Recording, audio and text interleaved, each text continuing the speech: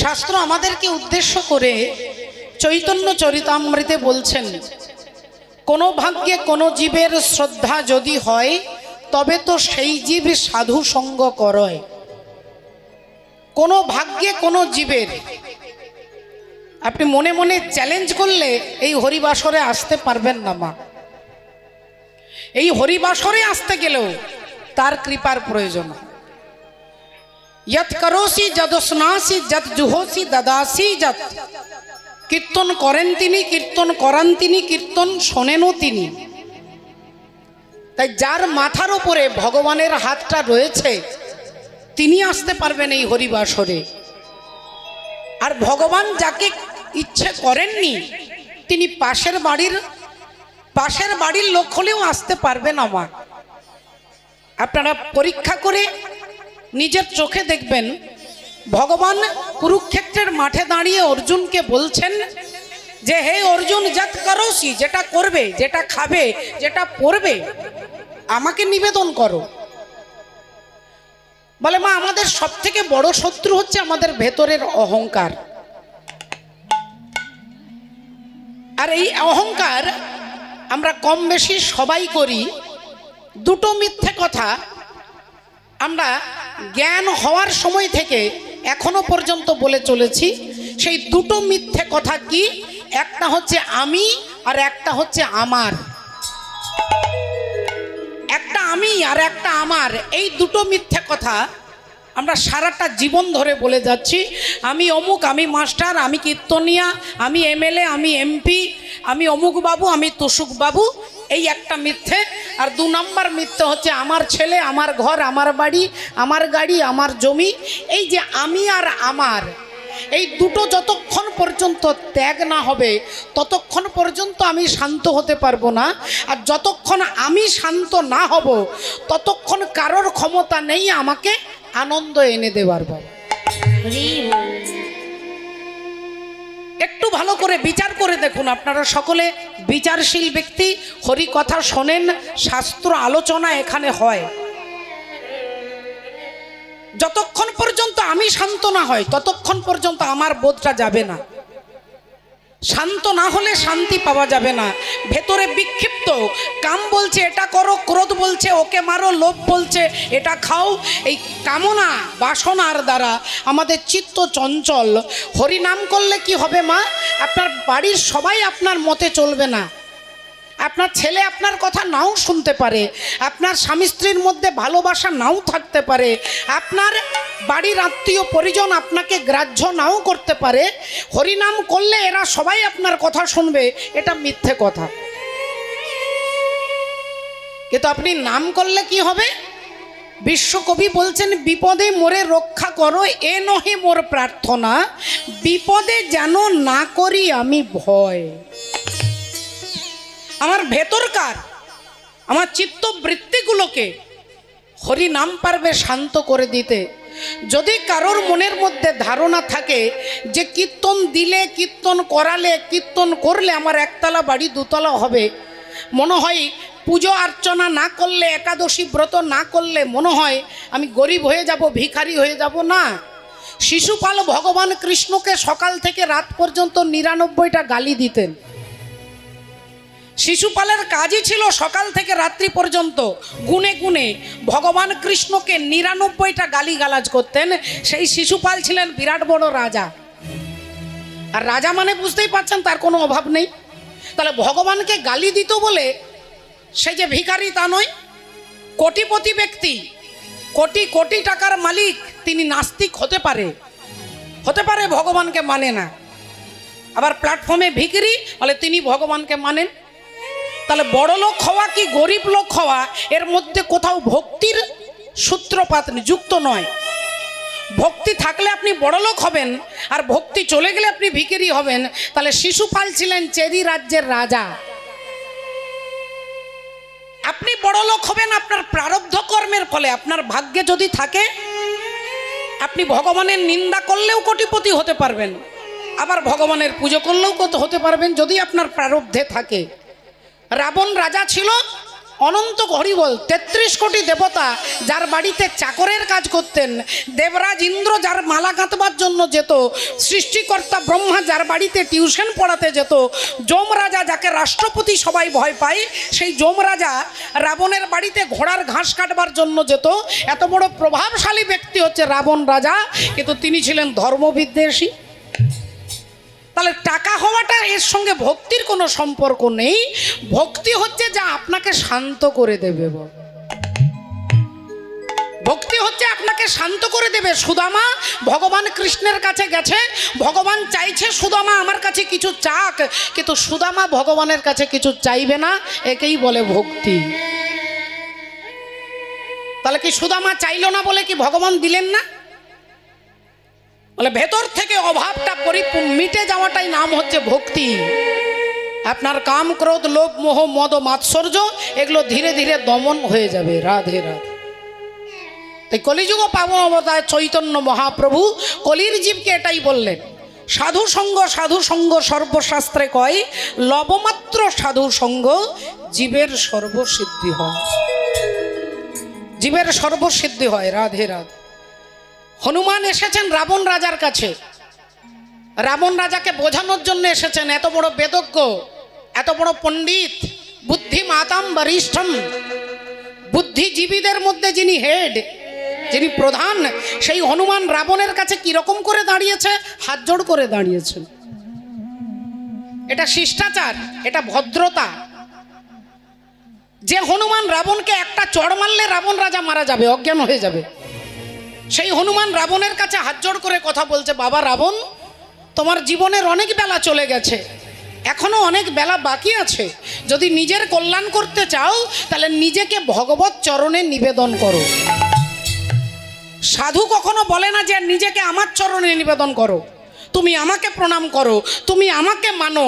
এটা সাধুর ব্যক্তিত্ব নয়। হনুমান বলছে যদি নিজের ভালো করতে চাও তাহলে নিজেকে ভগবানের চরণে নিবেদন করো। কিন্তু অহংকারী দুরাচারী রাজা রাবণ চিৎকার করে বলে উঠল,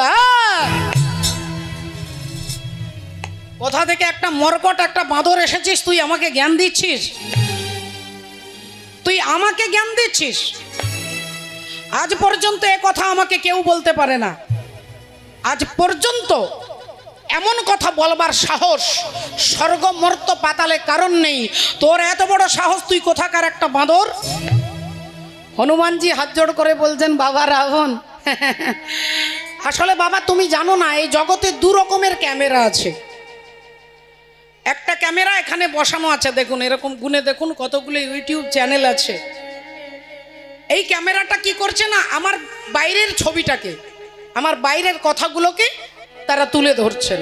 আমি কি কাপড় পরেছি, আমি কিভাবে চুল বেঁধেছি, কিভাবে দাঁড়িয়েছি, কিভাবে হাত নাড়ছি, ক্যামেরাগুলো তুলে ধরছে। এটা একটা ক্যামেরা। আরেকটা ক্যামেরা আছে বাবা রাবণ, যে ক্যামেরাটা তোমার বাইরের শাড়ি, কাপড়, তোমার চুল বাঁধা, তোমার সাজা, তোমার অঙ্গভঙ্গি এটা দেখবে না, সে তোমার ভেতরটা দেখবে। আর তার নাম হচ্ছে কি না, এক্সরে মেশিন। এক্সরে, হাত ভেঙে গেলে যখন ছবি করাতে যান, সেই হাতটার কোন নাম্বার হাড়টা, কত নাম্বার হাড় ফ্র্যাকচার হয়ে গেছে না ভেঙে গেছে, ওই ক্যামেরাটা আপনার বাইরেটা দেখবে না। আপনি কি কাপড় পরেছেন, লিপস্টিক লাগিয়েছেন, এটা দেখবে না। তিনি আপনার ভেতরটা দেখবে, কোন নাম্বার হাড়টা মুচকে গেছে, ভেঙে গেছে। এই ক্যামেরাটা হচ্ছে এক্সরে, যে আপনার ভেতরটা দেখে, আর এই ক্যামেরাটা আপনার বাইরেটা দেখে। তাই বাবা রাবণ, আজ পর্যন্ত তুমি যে যার যার পাল্লায় পড়েছো তারা সবাই স্বার্থন্বেষী। তাই তোমাকে মৃত্যু ভয়ে ভীত হয়ে তোমার ভালো মন্দের কথা কেউ বলে না। কিন্তু আমি তোমার সেই এক্সরে মেশিন, যে তোমার ভবিষ্যৎটা দেখে কথা বলছি। যদি নিজের ভালো করতে চাও তাহলে নিজেকে রামের চরণে নিবেদন করো।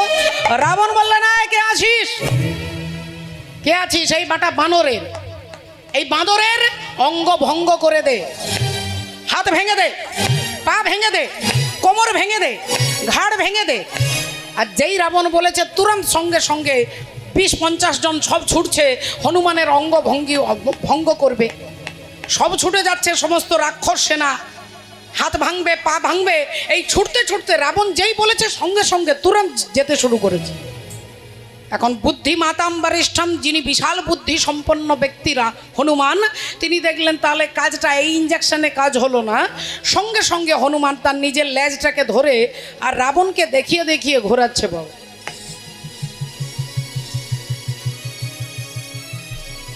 লেজটাকে দেখিয়ে দেখিয়ে ঘোরাচ্ছে, কখনো লেজটাকে ধরে চুমু খাচ্ছে, কখনো লেজটাকে মাথায় ছোঁয়াচ্ছে, কখনো লেজটাকে চোখে ছোঁয়াচ্ছে, কখনো লেজটাকে ধরে জড়িয়ে ধরছে, আবার চুমু খাচ্ছে। রাবণ ভাবলেন তাহলে এর অঙ্গভঙ্গ করে কিচ্ছু লাভ হবে না, এ মনে হয় এর লেজটাকে খুব বেশি পছন্দ করে, লেজাই মনে হয় এর দুর্বলতা। তাহলে এক কাজ করো, যেখানে দুর্বলতা সেখানে আঘাত করতে হয়, যেখানে দুর্বলতা সেখানে আঘাত করতে হয়। সিনেমাতে দেখবেন কোনো ভিলেন যখন নায়ককে দমন করতে যায় তখন নায়কের ছেলেটাকে কিডন্যাপ করে নিয়ে চলে যায়, বাচ্চা ছেলেটাকে কিডন্যাপ করে নিয়ে চলে যায়, এবার সে যা বলে নায়ক তাই করে। তা রাবণ ভাবছে ওর লেজটা যখন এত প্রিয়, তখন এক কাজ করো, হাত পা ভেঙে কিছু লাভ নেই, আয় দাঁড়া দাঁড়া দাঁড়া দাঁড়া, এক কাজ কর, ওর অঙ্গভঙ্গ করে লাভ নেই, ওর লেজে আগুন ধরিয়ে দে। বাস যেই বলেছে লেজে না আগুন ধরিয়ে দে, অমনি যারা এতক্ষণ ছুটছিল তারা আবার সব পিছনে ছুটছে, যে যার বাড়ি ছুটে গেছে। কেউ দিদির কাপড়, কেউ বোনের কাপড়, কেউ মায়ের কাপড়, কেউ স্ত্রীর কাপড়, এক একটা করে কাপড় নিয়েছে আর বাটিতে একটু তেল নিয়েছে। মাগো, বাটিতে তেল আর একটা করে কাপড় নিয়েছে, আর হনুমানের লেজে কাপড়টা জড়াচ্ছে আর তেল ঢালছে, কাপড় জড়াচ্ছে আর তেল ঢালছে। হনুমানের লেজ দেখতে দেখতে এই মোটা হয়ে গেছে, তেলে ভিজে গেছে। আর রাবণ হাসতে হাসতে বলছে আর নয় আর নয়, এবার আগুনটা জ্বালিয়ে দে, বেটা পুড়ে মারা যাবে, আগুন ধরিয়ে দে। আর যেই আগুনটা ধরিয়ে দিয়েছে মাগো, হনুমানের লেজ দাউ দাউ করে জ্বলছে। আর রাবণ হাসছে আর বলছে এইবার বেটা তুই পুড়ে মারা যাবি, আমাকে জ্ঞান দিতে এসেছিলি। তখন রাবণ হাসছে আর হনুমানও চারিদিকে তাকাচ্ছে আর হাসছে। হনুমান তাকাচ্ছে আর হাসছে। রাবণ বললেন কার দিকে তাকাচ্ছিস? এদের দিকে? এরা সব আমার লোক, এরা সব আমার লোক, এরা সব আমার লোক, এরা সব আমার লোক, এরা সব আমার লোক। তাই যাদের দিকে তাকিয়ে তুই হাসছিস, সাহায্য চাইছিস, এরা কেউ তোকে সাহায্য করবে না, এরা কেউ তোকে সাহায্য করবে না, কারণ এরা সব আমার লোক। হনুমান বললেন না না না না, আমি দেখছি যে কারা কারা চাঁদা দিয়েছে, যারা যারা চাঁদা দিয়েছে তাদেরকে প্রসাদ দিতে হবে। তাই কার কার বাড়ি থেকে চাঁদা এসেছে আমি দেখে নিলাম, তার তার বাড়িতে পৌঁছে যাবে প্রসাদ। বলে কি প্রসাদ দিবি তুই? না, আমি সবার ঘরে ঘরে আগুন প্রসাদ দিয়ে যাব। যার যার বাড়ি থেকে কাপড় আর তেল এসেছে তার তার বাড়ি থেকে আগুন প্রসাদ পৌঁছে যাবে। আমি দেখে নিলাম কে চাঁদা দেয়নি, দেখলাম এত লোকের মধ্যে একজন শুধু চাঁদা দেয়নি, তিনি হচ্ছেন ভক্ত বিভীষণ। তাই লঙ্কাতে সবার ঘরে আগুন ধরেছিল, কিন্তু বিভীষণের ঘরে আগুন ধরেনি। ইঙ্গিতটা কি বলছেন? আগুন কিন্তু আমাদের ঘরেও জ্বলছে। যদি ভালো করে বিচার করে দেখেন, আগুনটা হচ্ছে সংসার দাবানল। ভাইয়ে ভাইয়ে দ্বন্দ্ব, পিতা পুত্রে দ্বন্দ্ব, শাশুড়ি বৌমার দ্বন্দ্ব, বনে বনে দ্বন্দ্ব, পাড়ায় পাড়ায় দ্বন্দ্ব, গ্রামে গ্রামে দ্বন্দ্ব, জেলায় জেলায় দ্বন্দ্ব। এই যে দ্বন্দ্ব চলছে, হিংসার আগুন, এই হিংসার আগুনটা কার ঘরে জ্বলছে না? না, বিভীষণের ঘরে। কেন? বলে বিভীষণ তিনি মনে করে নিয়েছে, তিনি আমি কথাটাকে সমাপ্ত করে দিয়েছে, ঘরের মধ্যে লিখে দিয়েছে ভগবানের নাম। অর্থাৎ তিনি বুঝিয়ে দিচ্ছেন এই ঘরটা আমার ঘর নয়, এই ঘরটা ভগবানের ঘর। এ বাড়ি আমার বাড়ি নয়, তোমার বাড়ি। এ ছেলে আমার ছেলে নয়, তোমার ছেলে। এ জামাই আমার জামাই নয়, তোমার জামাই। এই যে আমিটাকে তুমি করে দেওয়া, বিভীষণ তা করতে পেরে গেছে। তিনি বলছেন কোনোটাই আমার নয়। আমরা বলি আমার ঘর, আমার বাড়ি, আমার ছেলে, আমার মেয়ে, আমার জামাই, তাই আমাদের সংসারে আগুন জ্বলছে। আর যদি কেউ বলতে পারেন যে ঘরটা আমার নয়, তোমার ঘর, বলে তার ঘরে কখনো অশান্তির আগুন জ্বলতে পারবে না, তার ঘরে অশান্তির আগুন জ্বলবে না। সংসারও দাবান হলো, নীড় হলো কোত্রানায়ম। সেই দাবানলকে নির্বাপিত করতে গেলে, আগুনটাকে নেভাতে গেলে কি দরকার না, চৈতন্য ভগবান বললেন হরের নাম হরের নাম হরের নামৈব কেবলম কলো নাস্তেব নাস্তেব নাস্তেব গতিরন্যথা। হরি নাম ছাড়া গতি নেই। এই কারণে তিলিয়ে নিলে এই কলিযুগে হাসি মাখা বদনে আর ছল ছল নয়নে, ও গো আনন্দ কাননে মন ভ্রময় নিবার। সবাই মিলে মাগো একটু উলুধ্বনি দেব, হাত তুলে সবাই আনন্দ করব। হরি বল হরি বল মনে রে আমার আগেবার, হরি বল হরি বল মনে রে আমার আগেবার, হরি বল হরি বল মনে রে আমার আগেবার, হরি বল হরি বল মনে রে আমার। হাসি মাখা বদনে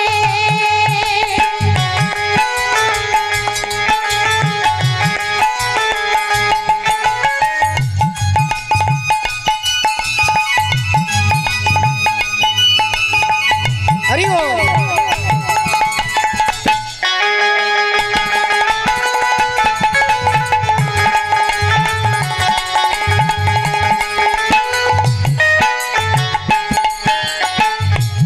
अरे गति नहीं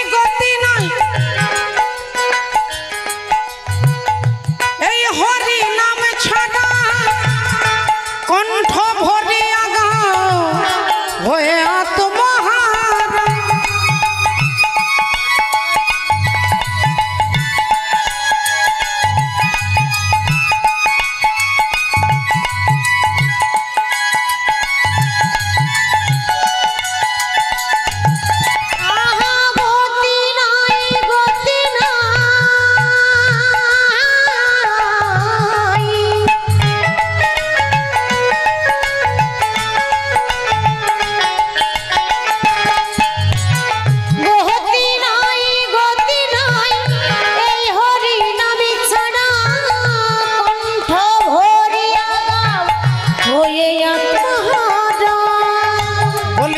দেখো শ্মশানে কিবা রাত্রি দিনে, ওই দেখো শ্মশানে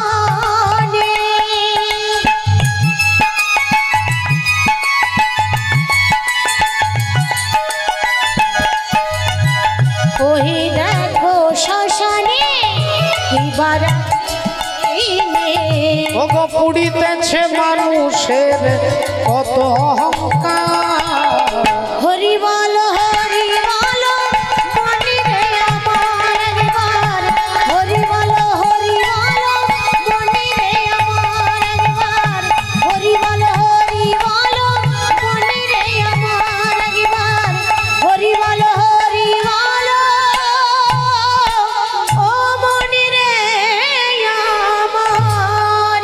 হরি বলা ঠাকুর তিনি হরি বল বলাতে এলেন। ও মা রাধে রাধে। একটু লক্ষ্য করে দেখুন ভক্তিমতী মায়েরা, যেটা বলবার জন্য ভগবান এলেন। ভগবান কুরুক্ষেত্রের মাঠে দাঁড়িয়ে অর্জুনকে বলছেন সর্বধর্ম পরিত্যজ্য মামেকং শরণং ব্রজ অহং ত্বং সর্ব পাপেভ্যো মোক্ষে স্বামী মাসুচ। সবকিছু ছেড়ে দিয়ে অর্জুন আমাকে ধরো। অহং ত্বং সর্ব পাপেভ্যো, আমি তোমাকে সমস্ত পাপ থেকে মুক্ত করব। আহা রাধে রাধে।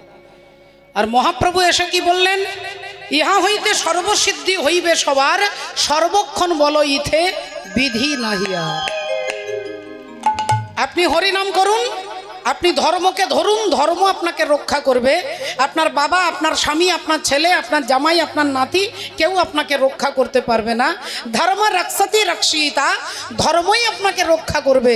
এ জগতে যদি কেউ বলে যে আমি আপনার পাশে আছি, তিনি আপনাকে মিথ্যে কথা বলছেন, আপনাকে ভোলানোর জন্য মিথ্যে কথা বলছেন। কেউ যদি বলে আমি আছি, আমি তোমাকে সুখ দেব, এটা অহংকারের কথা।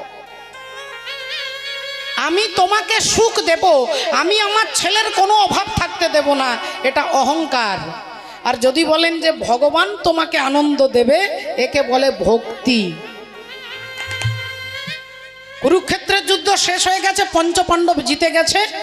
অর্জুন ভগবানের রথে বসে আসছে বাড়িতে, আনন্দে মনে মনে ভাবছে যে আমি না থাকলে মনে হয় এই যুদ্ধটাই জয়লাভ করা যেত না, এর যুদ্ধে কিছুতেই জিততে পারতো না যদি আমি না থাকতাম। অর্জুন ভাবছে, কারণ আমি হাজার হাজার শত্রুকে মেরেছি, আমি একে বধ করেছি, ওকে মেরেছি, একে মেরেছি।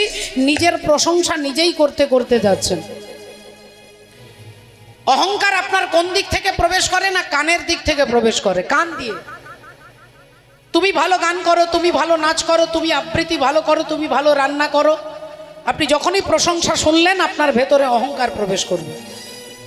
আর যখনই অহংকার প্রবেশ করবে তখন আর ভগবানের কৃতিত্বটা আপনার মনে হবে না, আপনি ভাববেন আমি করেছি, আমি সংসারটাকে দাঁড় করিয়েছি। অর্জুন এরকমই ভাবছে যে আমি না থাকলে হতো না, আমি এই যুদ্ধে একমাত্র জয়লাভের কারণ, ইত্যাদি ইত্যাদি ভাবতে ভাবতে আসছে। এমন সময় রথটা দাঁড়িয়ে গেল। ভগবান বললেন, অর্জুন বাড়ির কাছে চলে এসেছি, তুমি রথ থেকে নেমে বাড়ির ভেতরে চলে যাও। যেই এই কথা, সামান্য এইটুকু কথা বলেছেন, অর্জুনের মনে হলো গাড়ি থেকে আমি আগে নামবো কেন? গাড়ির ড্রাইভার তুমি, গাড়ির অনার আমি, গাড়িটা আমার, রথটা আমার, রথের ড্রাইভার তুমি। তাহলে কোনো বড় অফিসার যখন গাড়ি থেকে আসে দেখবেন ড্রাইভার আগে নেমে দরজাটা খুলে দেয়, তবে অফিসার নামে। অর্জুন ভাবছে যে আমি আগে নামবো কেন? তুমি যখন ড্রাইভার তুমি আগে নামবে। তাই অর্জুন বললেন, না না কৃষ্ণ আগে তুমি নামো, তারপরে আমি নামবো। ভগবান বললেন, না অর্জুন আগে তুমি নামো, তারপরে আমি নামবো। অর্জুন বললেন, না না আমি আগে নামবো কেন? আগে তুমি নামো, তারপরে আমি নামবো। ভগবান বললেন, না অর্জুন আগে তুমি। অর্জুন বলে, না আগে তুমি, আগে তুমি, আগে তুমি। এই দুজনেই তুমি তুমি তুমি করছে। পেছন থেকে দাদা যুধিষ্ঠির চিৎকার করে উঠেছে, অর্জুন কৃষ্ণ যখন তোমাকে বলছে তখন তুমি আগে নামবে, যখন কৃষ্ণ বলে দিয়েছে তখন তুমি আগে নামবে, তাই তুমি আগে নেমে যাও। দাদা বলে দিয়েছে, দাদার ওপরে কোনো কথা বলা যাবে না। একটু বিরক্ত হলো, একটু রাগ হলো, একটু বিব্রত বোধ করলো, কিন্তু দাদাকে কিছু বলতে পারবে না। তাই অর্জুন এক লাফে রথ থেকে নেমে গটগট করে হেঁটে চলে যাচ্ছে। অর্জুন ঘরের ভেতরে ঢুকতে যাবে, ভগবান রথ থেকে নেমে 5 পা এগিয়ে গেছে। চারিদিকে কেউ হাঁটছে, কেউ চলছে, কেউ বসে আছে, কেউ গল্প করছে। এরই মাঝে সকলে শুনতে পেলেন যেন একটা বোম ব্লাস্টিং হয়ে গেল, যেন বোম ব্লাস্টিং হয়ে গেল। সবাই চমকে গিয়ে পিছনে তাকাচ্ছে। অর্জুন ঢুকতে যাচ্ছিল, পিছন ফিরে তাকিয়ে দেখছে যে তার সোনার রথটা ভেঙে গিয়ে টুকরো টুকরো হয়ে গিয়ে দাউ দাউ করে আগুন জ্বলছে। অর্জুনের মনে প্রশ্ন হলো, কৌতূহল হলো, ছুটে এলেন।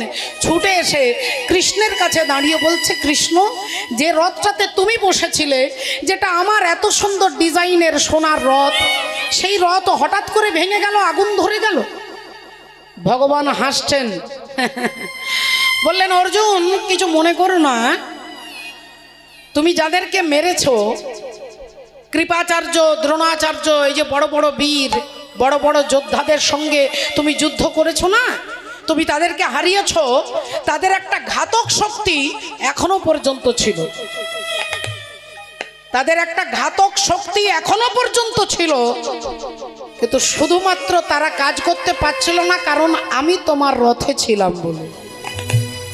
তোমার কথা শুনতে গিয়ে যদি তোমার আগে আমি রথ থেকে নেমে যেতাম, তাহলে কুরুক্ষেত্রের যুদ্ধে তোমরা জিতেছো, কিন্তু এই আনন্দটাকে উপভোগ করতে পারতে না। যদি তোমার আগে আমি রথ থেকে নেমে যেতাম, এই রথের সঙ্গে তুমিও ফেটে টুকরো টুকরো হয়ে গিয়ে তোমার সারা দেহটাতে আগুন ধরে যেত। মাত্র কয়েকদিন আগে তোমাকে ওই মাঠে দাঁড়িয়ে আমি বলেছিলাম, ক্ষিপ্রাং ভবতি ধর্মাত্মা সসচ্ছন্তি নিগঞ্ছতি কন্তেয় প্রতি জানহি ন মে ভক্ত প্রণশ্যতি। আমার ভক্তের বিনাশ হতে দিই না বলে তুমি আমাকে বারবার বলেছ, তবু আমি নামিনি, কারণ আমি জানি আমি নামলেই তুমি শেষ হয়ে যাবে। তাই তোমাকে আগে নামিয়েছি, তারপর আমি নেমেছি। ওই অর্জুনের মতো আমরাও ভুল করি বাবা, আমরাও মাঝে মাঝে ভাবি এই সংসার আমারই জন্য চলছে, আমারই টাকাতে সংসার বেঁচে আছে, আমার জন্য এটা হচ্ছে ওটা হচ্ছে। এটা অহংকারীর চিন্তা ভাবনা। আমি না থাকলে মনে হয় সংসার রসাতলে চলে যেত, বন্যায় ভেসে চলে যেত। আমরাও ভাবি মা, অর্জুনও ভেবেছিলেন। ভগবান বললেন যে তোমার আগে আমি নেমে গেলে এই রথের সঙ্গে তুমিও ফেটে টুকরো টুকরো হয়ে আগুন ধরে যেত। রাধে রাধে। মাননীয় ভক্তমণ্ডলী, ভক্তিমতী মায়েরা, তাই সব জায়গায় বিচার করে একটা জায়গায় গিয়ে দাঁড়াবে, সেটা হচ্ছে পরমাত্মা ভগবান। তাই ভগবানকে ভালোবাসলে তাহলে কি হবে না, আপনি আপনার প্রশ্নের সমস্ত প্রশ্নের উত্তর আপনি নিজে নিজেই পেয়ে যাবেন, নিজে নিজেই পেয়ে যাবেন। বেদ বিদ্যা দুহু কিছু নাহি জানত, বেদ বিদ্যা দুহু কিছু নাহি জানত, বেদ বিদ্যা দুহু কিছু নাহি জানত, বেদ বিদ্যা দুহু কিছু নাহি জানত, সে যদি গৌরাঙ্গ করে ওগো সে যদি গৌরাঙ্গ করে সার, আহা সে যদি গৌরাঙ্গ করে সার, আর নয়ন আনন্দেতে ভরে সেই তো সকলই জানে, দেখে ভনে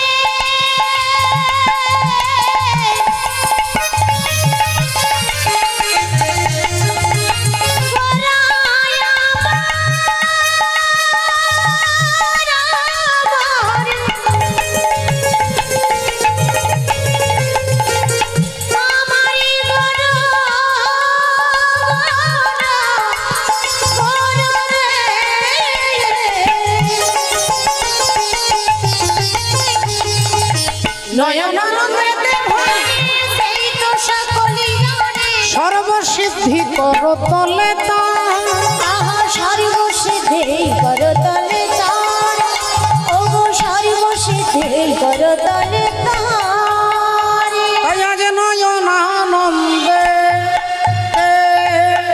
ভনে সেই তো সকলই জানে, নয়নানন্দেতে ভনে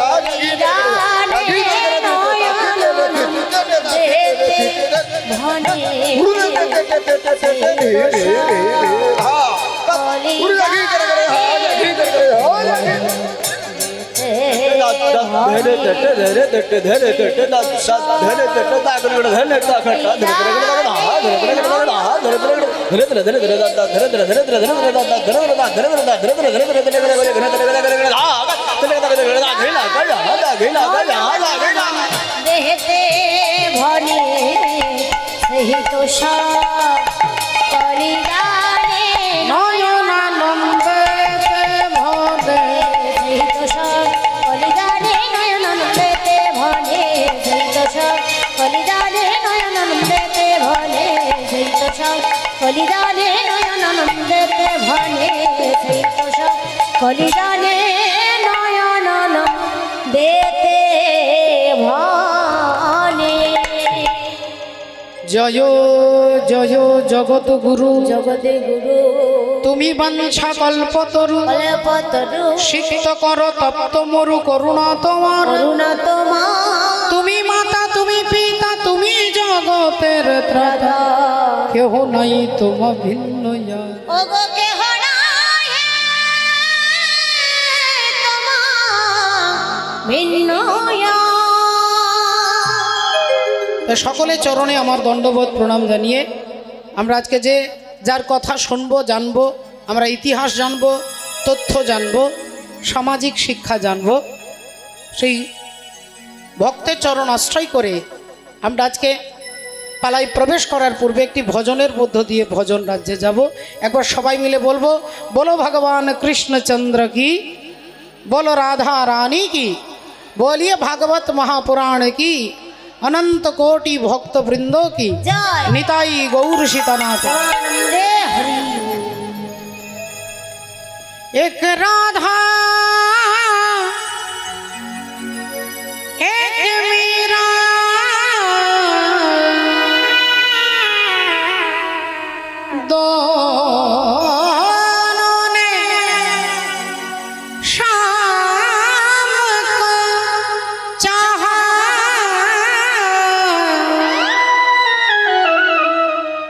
अंतर क्या दोनों की चाह में बोलो, अंतर क्या दोनों की चाह में बोलो। एक प्रेम दीवानी एक दरस दीवानी, एक प्रेम दीवानी एक दरस दीवानी।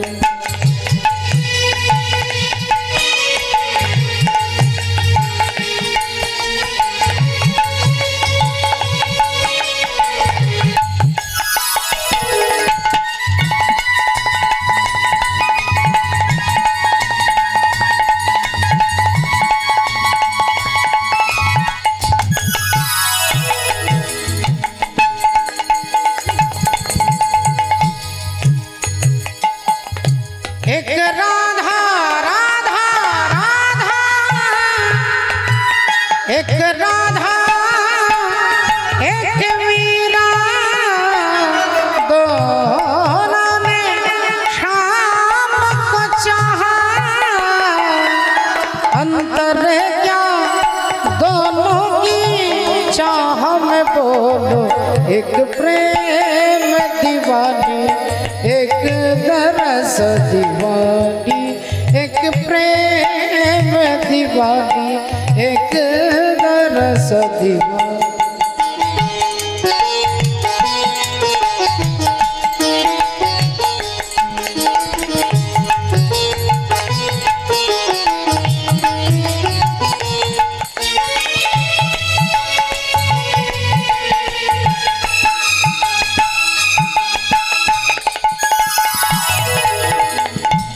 राधा ने मधुबन में ढूंढा और मीरा ने मन में पाया। सगम पदा पधम पर मगा अरे जली धरे रे गम गम पम पधा पधा सनी सरे।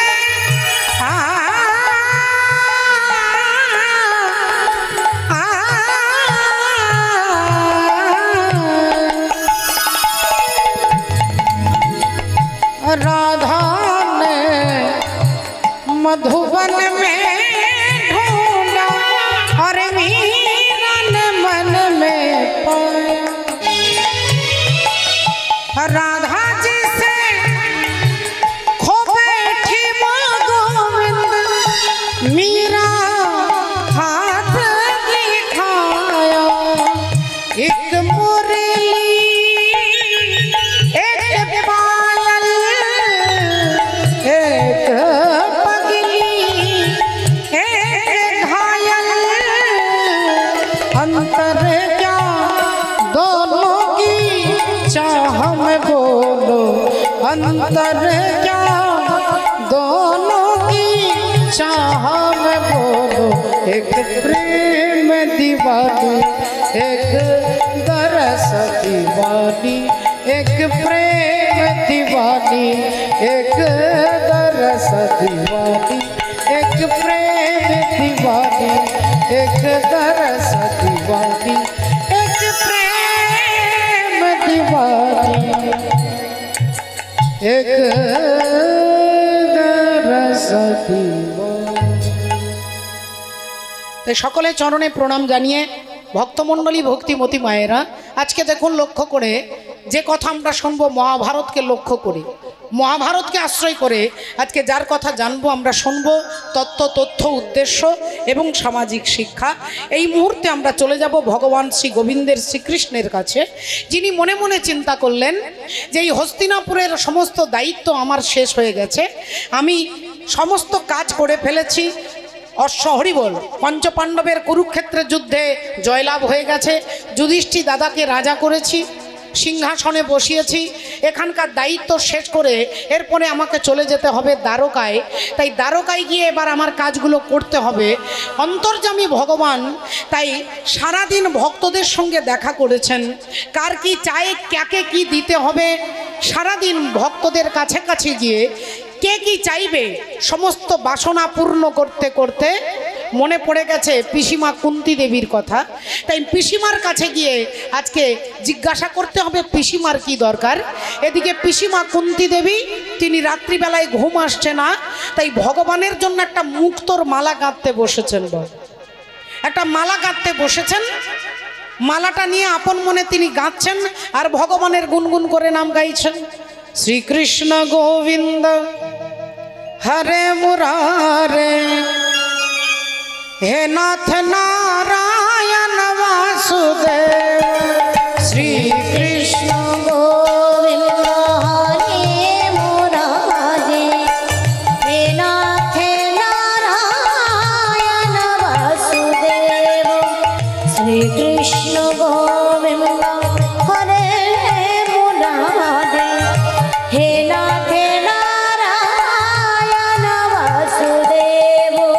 একমাত্র স্বামী সখা हमारे, একমাত্র স্বামী সখা हमारे, सखा हमारे, सखा हमारे। सखा हमारे, एकमात्र स्वामी सखा हमारे, हे नाथ नारायण वासुदेव। श्री कृष्ण गोविंद हरे मुरारे, हे नाथ नारायण वासुदेव। श्री कृष्ण गोविंद हरे मुरारे, हे नाथ नारायण वासुदेव। हे नाथ नारायण वासुदेव, हे नाथ नारायण वासुदेव। আর অমনি ভগবান বাইরে থেকে দরজায় আঘাত করেছে। পিসিমা, ও পিসিমা। পিসিমা কুন্তী দেবী ছুটে এসে দরজাটা খুলেছে। এ কি বাবা কৃষ্ণ, তুই এখনো ঘুমোসনি? হ্যাঁ রে, এত রাত্রি হয়ে গেল, ঘুম আসছে না বুঝি, তাই পিসিমার কথা মনে হয়েছে। ভগবান বলে, পিসিমা গো, আমার তো ঘুম আসছে না, তুমি ঘুমোওনি কেন? বললেন, আমার ঘুম আসছে না বলে তোর জন্য একটা মালা গাঁথতে বসেছি। এই দেখ, মালাটা এখনো সম্পূর্ণ হয়নি, কয়েকটা বাকি আছে। তা বল বাবা, আয় ভেতরে আয়, বস বস বাবা বস। ভগবান বললেন, পিসিমা গো, আজকে যে আমার বসবার সময় নেই, তাহলে কেন এসেছিস এত তাড়াহুড়ো করে? বললেন, তোমার কাছে এসেছি একটা বিশেষ কাজে। আজকে তুমি যা চাইবে তোমাকে তাই দিয়ে আমি কয়েকদিনের মধ্যে চলে যাব দ্বারকা নগরে। এ কথা শুনে পিসিমা কুন্তী দেবীর হাত থেকে মুক্তোর মালাটা মাটিতে পড়ে গেল। মুক্তগুলো চারিদিকে ছড়িয়ে পড়ল, চারিদিকে ছড়িয়ে গেল। কুন্তী দেবীর চোখগুলো ছলছল করে উঠল, কাঁপা কাঁপা কণ্ঠে বলে উঠল, বাবা কৃষ্ণ, তুই তুই আমার সঙ্গে রসিকতা করছিস না তো? ভগবান বলে, এই দেখো পিসিমা, তোমার সঙ্গে কি আমার রসিকতার সম্পর্ক? ও পিসিমা, আরে বাবা, তুমি এত ভেঙে পড়ছো কেন? তোমার ছেলে যুধিষ্ঠির রাজা হয়েছে, তুমি রাজমাতা হয়েছ। তোমার আজ খাওয়ার অভাব নেই, আজ পড়ার অভাব নেই, আজ থাকার কোনো অভাব নেই, তুমি এত ভেঙে পড়ছো কেন পিসিমা? এবার তো আমার দ্বারকায় অনেক কর্তব্য বাকি আছে, তাহলে কেন এসেছিস বাবা? ভগবান বললেন, পিসিমা গো, আজ এই রাত্রিবেলায় তুমি আমার কাছে দাঁড়িয়ে যা চাইবে আমি তোমাকে তাই দেব। আজকে তুমি আমার কাছে যা চাইবে তাই দেব। ও, আমি যা চাইব তুই আমাকে তাই দিবি বাবা? হ্যাঁ পিসিমা, তোমার চাইতে দেরি হবে কিন্তু আমার দিতে দেরি হবে না। বলো তুমি কি চাও? পিসিমা কুন্তী দেবী বললেন, দেখ বাবা, আজ সত্যি আমি যা চাইব তোকে তাই দিতে হবে। হ্যাঁ গো পিসিমা, বলো না তোমার কি দরকার? সঙ্গে সঙ্গে পিসিমা আঁচলটা পেতেছে, আর আঁচলটা পেতে ভগবানের দিকে এগিয়ে দিয়ে বলছে, আমায় আঁচল ভরে দুঃখ দে রে আমায় আচল ভরে আমায় দুঃখ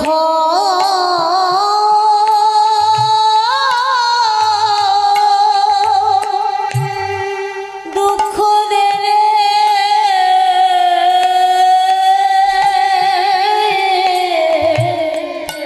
আমি আর তো কিছু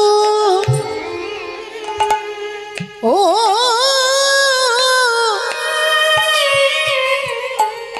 ওরে চাই না কৃষ্ণ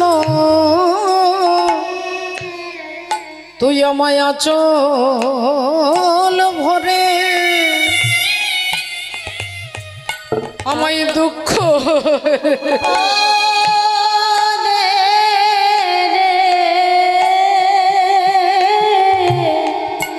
আমি আর তো কিছু ও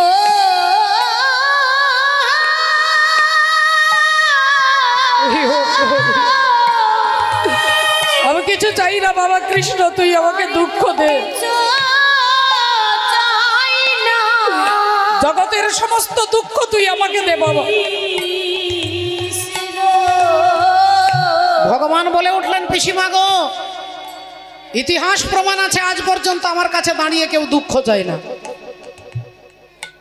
আমার কাছে দাঁড়িয়ে ভুল করে কেউ দুঃখ চায় না সুখ চাই আনন্দ চাই ঐশ্বর্য চাই ভোগ চাই ছেলে চাই মেয়ে চাই জামাই চাই চাকরি চাই কিন্তু আমার কাছে দাঁড়িয়ে কেউ তোমার মতো বলে না যে কৃষ্ণ তুমি আমাকে দুঃখ দাও ভক্তিমতী মায়েরা তাই ভগবান পিসিমাকে বলছে তুমি ভুল করছো তোমার জন্মাবধি তুমি দুঃখ পেয়েছো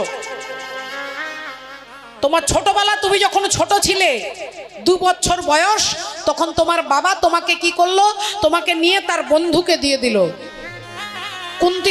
কুন্তী মায়ের বাবার নাম হচ্ছে সুরসেন সুরসেন তার মেয়েকে তার বন্ধুকে দিয়ে দিল বন্ধুর নাম হচ্ছে কুন্তী ভোজ বললেন তোর কোনো ছেলে মেয়ে নেই আমি আমার মেয়েটাকে আজ থেকে তোকে দিলাম আজ থেকে আমার মেয়ে তোকে বাবা বলবে তোর স্ত্রীকে মা বলবে যা আমার মেয়েকে দিয়ে দিলাম তুমি ছোটবেলায় তোমার বাবা মাকে ছেড়ে অন্য একজনকে বাবা অন্য একজনকে মা বলতে হলো এটা কি কম দুঃখ পিসিমা তারপরে তুমি যৌবনে পদার্পণ করলে সূর্যের আশীর্বাদে একটি সন্তান হলো কুমারী অবস্থায় সমাজের ভয়ে লোকলজ্জার ভয়ে নিন্দার ভয়ে অপমানের ভয়ে তামার পাত্রে ছেলেটাকে রেখে গঙ্গার জলে ভাসিয়ে দিলে ওই ছেলেটাকে কখনো জড়িয়ে ধরে তুমি আদর করে বলতে পারলে না যে আমি তোর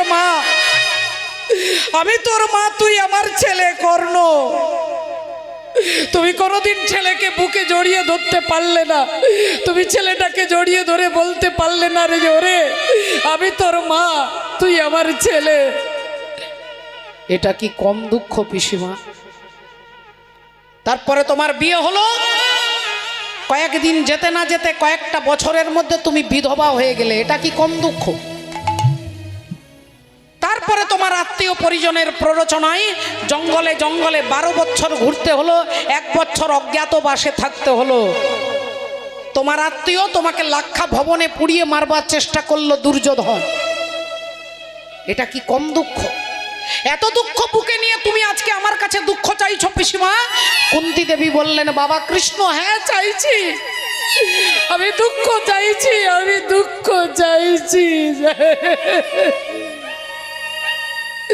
কারণ আমি বুঝতে পারলাম যতদিন আমাদের জীবনে দুঃখ ছিল তুই আমাদের পাশে ছিলি